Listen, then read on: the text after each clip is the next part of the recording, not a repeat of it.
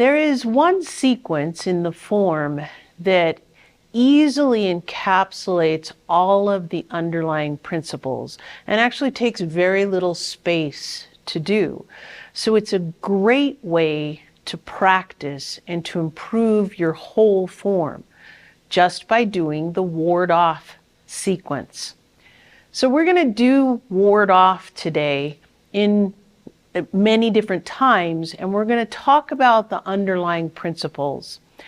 And then we're also going to introduce the 4 energies that are represented in the ward off sequence. So first, let's just go through both sides of the body. Let's just do ward off together one time. So holding that ball to the right, stepping out left, ward off, grasp the bird's tail, roll back, rotate and press, pushing chi. Bringing your weight over to the right, bringing it back to the left, and stepping out, ward off. Grasp the bird's tail. Roll back, rotate and press, pushing chi. So there's a lot going on in that sequence. And with the mechanics of that sequence, what I want you to think about is where are your feet, and are you in a stable, rooted and grounded position throughout the sequence. So I'm actually going to start facing this direction here because I want you to see what I do with my left foot. If my weight's on the right, I'm not just stepping straight out to the side, I'm actually stepping out and a little bit behind my body. Because that way when I rotate into my ward off and grasp the bird's tail, I have a nice channel between my legs. If I just step out straight to the side and rotate, then I am in a very narrow stance, and that's not a stable stance at all. So the very first thing you want to really focus on as you're working on improving your ward off is thinking about, am I stable? Am I rooted and grounded? Do I step a little bit behind, and then as I rotate, I have a good channel so that I'm stable? One of the other things about being rooted and grounded is allowing your feet to be fluid. So I'll start this way again. As you step back, you want both feet to be turning. This front foot facing right in the direction you're going. That back foot can be at a little bit of a 45-degree angle. It doesn't have to be straight on. It can be at a little bit of an angle. Lowering your center of gravity, but letting your feet be fluid and moving through the sequence. So holding that ball, stepping out and a little bit behind, letting your feet be fluid. Now as you grasp the bird's tail, make sure you're staying rooted and grounded. Rolling back, rotate and press, and then pushing chi. The next principle that I want to point out to you that really drives a lot of this sequence, drives a lot of the benefit of the sequence, allowing your body to relax, is the combination. There's actually 2 principles that are at work here, is the combination of letting the dantian lead and using your rotation, letting the dantian lead through that rotation in your ward off sequence. So if you think about letting the dantian lead, let's do the ward off sequence just on the left here without using your hands. Put your hands right here on your dantian. So stepping out and back, feel how this part of your body, your dantian, leads that rotation. Grasp the bird's tail. Now it leads that roll back this way. You're rotating and you're using your substantial and insubstantial. We'll get to that in just a second. Then rotating back for your rotate and press, and then pulling back and pushing forward for your pushing chi. If you practice your whole ward-off sequence without your hands, put them on your dantian, it'll help you feel how the dantian leads through that rotation and with your substantial and insubstantial weight shifts. So let's do that with our hands this time. Now think about leading from here, stepping back. Let that dantian lead the rotation. Grasp the bird's tail. Now let this start that rotation back. Roll back, rotate and press, and then pull back from the dantian and push forward in your pushing chi. Your rotation and leading from the dantian should actually help your body relax. Because then at this point, you're not trying to reach with your hands and lead with your hands, which actually makes you break your columns, which again is something we want to be keeping those columns intact. That's one of our underlying principles. So if we lead from the dantian through that rotation, our hands just kind of follow that rotation. They're letting the dantian lead, and then as the dantian pulls back, the hands just follow. Then as the dantian leads to rotate and press, and then they just follow, pulling back into the pushing chi and pushing forward.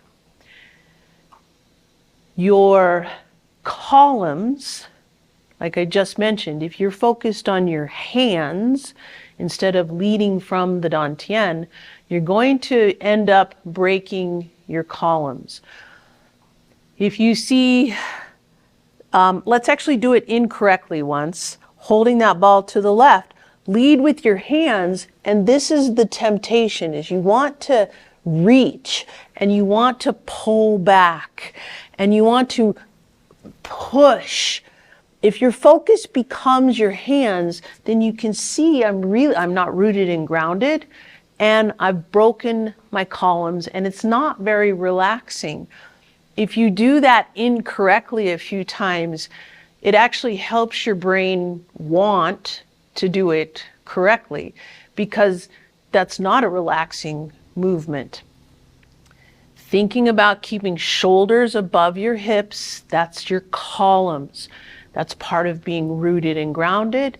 It's part of allowing the dantian to lead and to rotate on that central column. So holding the ball to the right again, stepping out, let the dantian lead in your rotation. Now stay within your columns, keeping your shoulders above your hips. As you roll back, you're still keeping your shoulders above your hips. Rotate and press, and in your pushing chi. All of the principles are starting to roll together to help you relax in this ward-off sequence.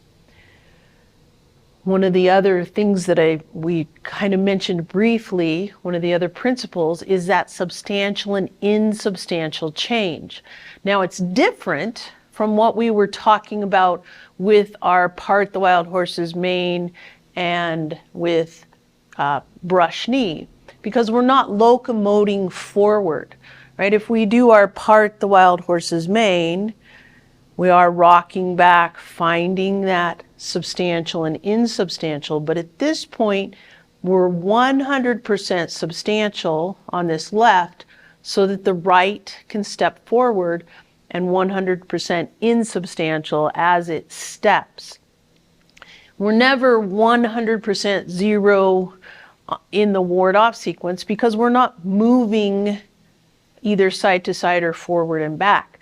But you do need to be aware of and working on, where is my weight? We're not just stiff and moving back like this. We are actually letting that substantial and insubstantial change happen throughout the entire sequence. Holding that ball to the right, that means all the weight's on that right. As we step out and ward off, the weight slightly comes to this left side. It's 60-40. Grasp the bird's tail. Then as you roll back, as you rotate and lead from your dantian, you're actually bringing your weight back to this right side. Again, 60-40. That's your roll back. Then as you rotate, leading from the dantian and press, you're coming forward onto that left and then pulling back. Weight is back in the pushing chi and then pushing forward onto that left. So there's still this very gentle flow of your substantial and insubstantial changes. The ball of energy, understanding where your energy is flowing.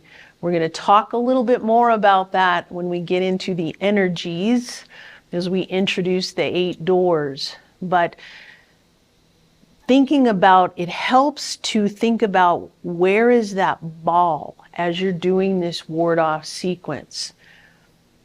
You're holding the ball here, and then you're making that ball small between your hands. It's right here between your hands. If you make that ball small, and then you take that ball of energy into your opponent, grasp the bird's tail. You see, I still have that ball. You're going to roll back. You're going to pull that energy back. You're actually leading it back, holding that ball. Then as you rotate and press, we'll talk about this press, and then opening it up into a push. So before we go on to those energies, I want to talk about 2 more of the principles that are happening with the ward-off sequence. And it's easy to work on. Again, like I said at the beginning, this sequence doesn't take a lot of space, and you can actually start to work in all of the underlying principles. And the last 2 are thinking about continuous movement and your breathing. So let's do the breathing first. Taking a nice deep breath in here. Then breathing out as you ward off and grasp the bird's tail. Breathing in as you roll back. Breathing out as you rotate and press. Breathing in as you come towards your body, and breathing out as you push away. Then as you gather the energy to go to the other side, you're breathing in and then breathing out. Grasp the bird's tail. Breathe in as you roll back. Breathe out as you rotate and press. Breathe in as you come towards your body, and breathing out as you push away. Practicing your breathing is a way to, with the ward-off sequence, is also a way to help you slow it down, to slow down your breathing, to deepen your breathing, to extend that breathing, and to start to really focus on that relaxation with your continuous movement. it's a beautiful sequence because we learn it as a continuum, as a sequence. So really the ward off package, this sequence, is what all of your forms should feel like. It should flow like water. There's not a start and a stop. It's not ward off, grasp the bird's tail, roll back, rotate and press, and pushing chi. No, it's a flow. And this is what all of your forms should feel like. So practicing that feeling of flow and slowing yourself down is part of the benefit of just working on the ward-off sequence. So let's do that. Let's think about slowing it down just a little bit and feeling that substantial and insubstantial change, feeling how the dantian is leading through the rotation, making sure we're rooted and grounded. And if you can, add your breathing to this. So holding that ball to the right, stepping out, ward off. Grasp the bird's tail. Roll back. Rotate and press.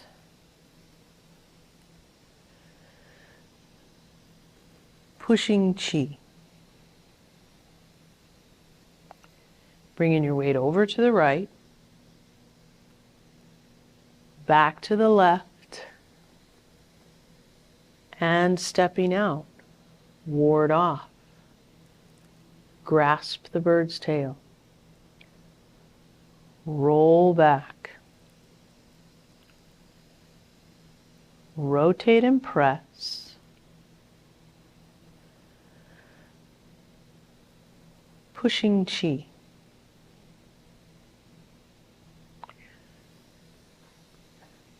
Even that was fast. But as you practice, you can start to really deepen your breathing and slow yourself down. Especially if you've been doing Tai Chi for a while, it's sometimes tempting because we know this, and it's tempting to just kind of roll through the ward-off sequence. You know, we get going with it, and it starts to flow, and we feel like, oh, this is great, I can do this, and I know exactly where I am. But challenge yourself to slow down, because we really want to do that with the whole form. So if we can practice just with this little bit, it'll help the whole form. So now, like I said, I wanted to introduce the 4 energies that are happening with the ward-off sequence. There are actually 8 that are the foundation of Tai Chi, the foundation of learning to address an opponent. We're going to talk about these 4 because these are what are in the ward-off sequence. And we'll talk about all 8 of them in another Tai Chi Live session. But today, because we're working on ward-off, I wanted to introduce those different energies that are addressing an opponent. And the first one is Peng. P-E-N-G, Peng. When it's an energy that's an expansion. It's very offensive. It's very aggressive against your opponent. And your first movement, you're warding off. This is the expansion. It's almost like you're bouncing your opponent away from you. So think about that expansion of bouncing your opponent away from you. The next one is Liu, which is L-U, or that's how I've seen it spelled. It's a yielding. It's your roll back. But it doesn't mean giving in or giving up. Sometimes it's smart to let your opponent's energy come at you and just let them kind of guide them, lead their energy further than what they really intended to do. Sometimes it's good to yield to that energy because then that gives you the opportunity to do something else to them. Like I said, it's not a giving up or giving in. It is a more defensive energy as you yield to your opponent's energy coming towards you. But it's almost a leading, a neutralizing of your opponent's energy. So your rollback is that Lu. Then there's Ji, Ji, which is a press or a squeeze. And after you roll back, you rotate and press, and on this side of the body, your right hand is right in, you're supporting that left wrist, going aggressively into your opponent. It's a squeeze to go into a smaller space. But the important part of that energy, not just the squeeze, is it has to be supported from your legs and your torso. Remember the columns, remember being rooted and grounded. You have to allow yourself to squeeze that energy into your opponent, but it comes from the legs and the torso being stable. The last one is on, A-N, on, which is push. Your pushing chi is a forward and an upward lift into your opponent. Again, it's pushing their energy, pushing them away from you, right? The press is trying to find a space of where you can put your energy into your opponent. The push is pushing them away from you. And as we'll talk about it in more detail later, there's a settling of your wrist coming into your opponent as you do the push. You'll see these four energies throughout the whole form. It's not just in ward off. There's several examples of these, but the ward off is the best example because it encapsulates it. If you think about holding that ball, your first energy is a pong, an expansion, bouncing your opponent away. Then it's Lu, roll back, and leading that energy away. Then rotate and press your Ji, coming into your opponent, and then on as you press, push down, forward, and lift up. So all of your form should feel like the ward-off sequence, with the energy, with being rooted and grounded, with understanding the leading of the dantian, understanding your rotation, feeling your substantial and insubstantial changes, letting your body relax and flow.